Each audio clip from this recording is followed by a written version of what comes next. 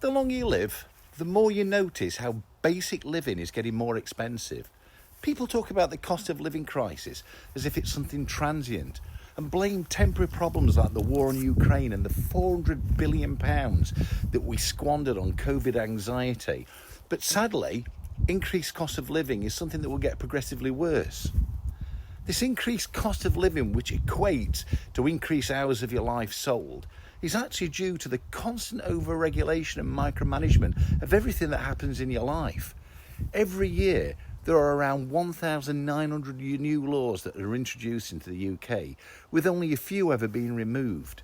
Year upon year, the screws are tightened tighter and tighter, so there's no longer any room to breathe. But regulation costs money, because for every new rule, there needs to be a system in place to enforce it that you have to pay for. Only a few years ago, if you bought a loaf of bread, you'd pay for the ingredients, the baker's time and the inevitable tax theft that's been going on for millennia. But now only a small percentage of your money pays for these things.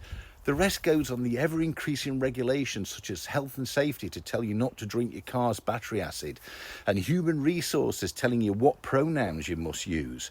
It's ongoing and it's relentless and will continue to get worse as do-gooders continue to chip away at our freedoms in the name of safety or equality or diversity or some other cause that makes them feel important. They call it progression, but it's actually a regression of your freedom, and it's bloody expensive. They're doing it with the roads too.